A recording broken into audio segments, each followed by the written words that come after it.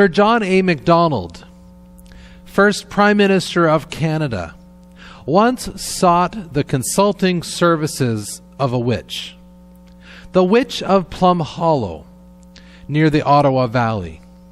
The Witch of Plum Hollow, her real name was Jane Elizabeth Barnes. Jane Elizabeth Barnes was known in that community as Mother Barnes. She lived from 1800 to 1891. Her job, her profession was to be a clairvoyant or a fortune teller, one who people came to find out their future.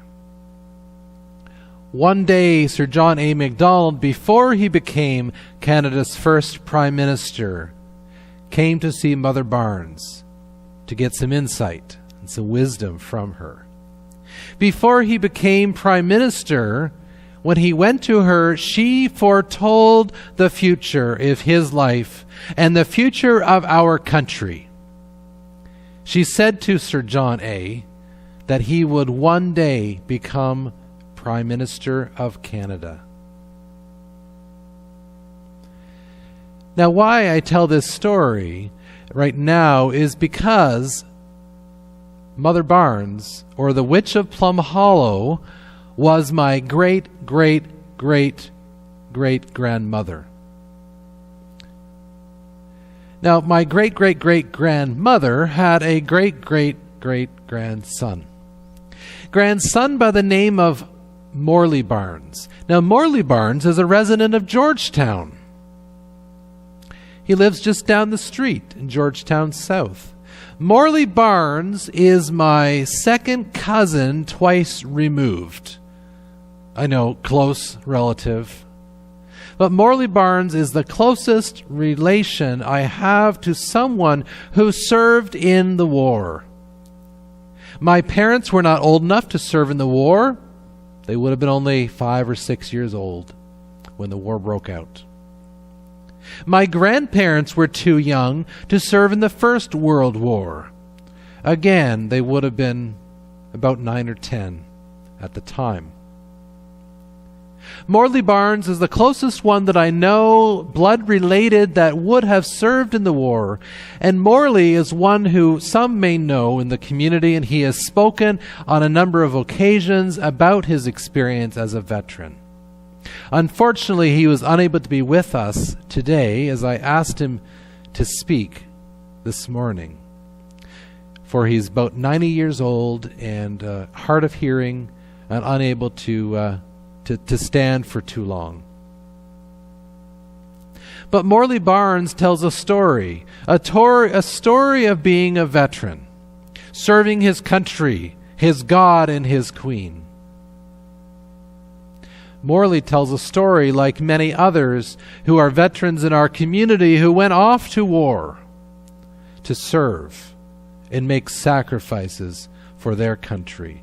Morley was an interesting person because he was one who served in the Second World War in the Navy, and particularly on the HMCS Kincardine submarine. He was on German U-boats, and he crossed the Atlantic Ocean some 26 times during the war. This year, Remembrance Day seems a little different, for it comes early to me.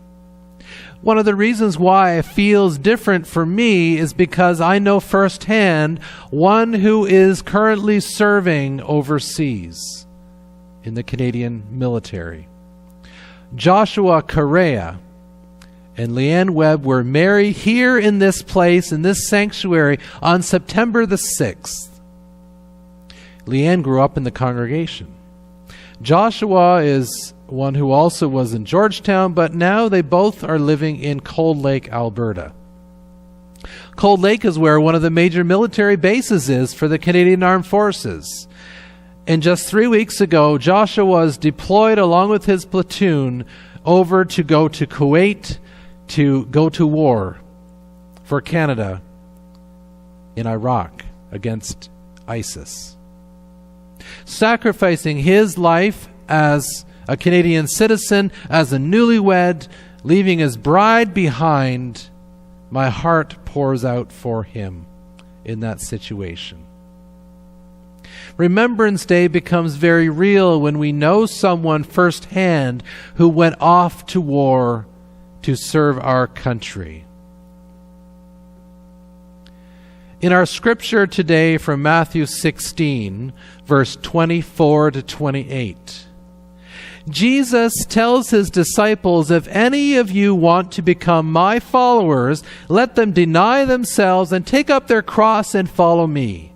For those who want to save their life will lose it, and those who lose their life for my sake will find it."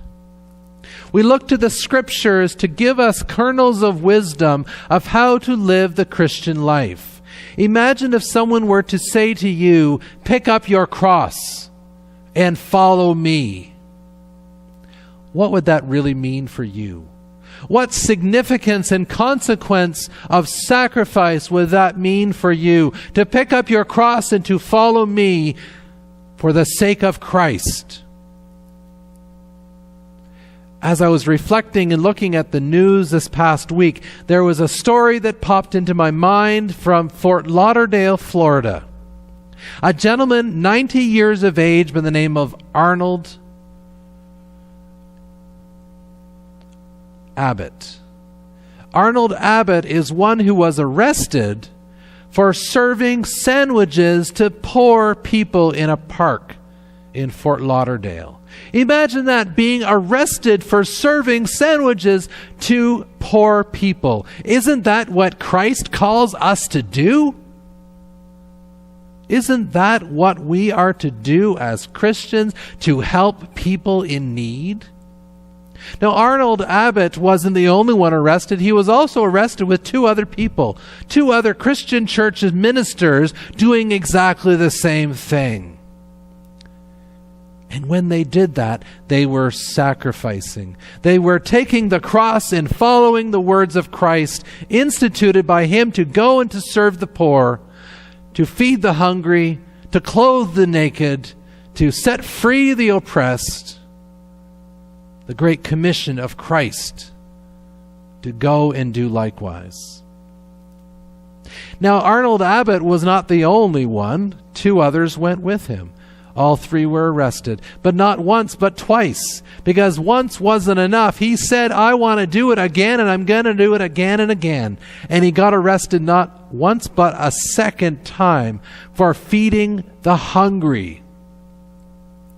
Imagine that. That's sacrifice for sure. And then recently, a couple of weeks ago, Remembrance Day becomes real once again in our own country. For people living in downtown Ottawa, their life changed when a gunman came to the War Memorial, the Cenotaph in Ottawa, and opened fire on Nathan Cirillo, standing guard. Standing there with a weapon on his hand like he does every day, he stands there on guard, dutifully sacrificing himself, and a gunman opens up fire on him and shoots him. Nathan Cirillo was a hero for our country, serving in the military in that instance. Our lives are different somehow because of that gunman who went to that place of respect and honor and sacrifice and memory where names of people are on it who served and sacrificed our country. And if that wasn't enough, that same gunman marched over to Parliament Hill with his gun and was about ready to open fire also. Kevin Vickers, Sergeant at Arms, stationed at his post like he does each day of the week, took down that gunman and saved who knows how many other lives. Again, one who took his cross and followed dutifully and sacrificed his own security, took that risk and took down that gunman. That's what it's like to pick up your cross and follow me. Living the Christian life is never meant to be easy. Throughout the scriptures, Jesus commissions us to go and do, to go and serve others, to sacrifice and make sacrifices in our life, to take the risk, to stretch beyond our comfort zones.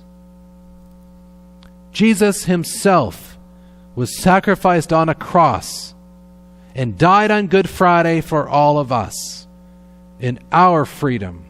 Freedom of speech, freedom of religion, freedom to live a free person. Incredible sacrificing happened for Jesus himself. And as he served the people in the first century, and he serves people now through us, we remember the sacrifices that we do for our faith. We change our lives. Our God, our faith transforms us, and we then go out to make sacrifices. We count the cost. We live in faith. We stretch ourselves out of our comfort zone and go in new places where we've never gone before. This past week, I was at a conference called Ministry in Motion at Wellington Square United in Burlington.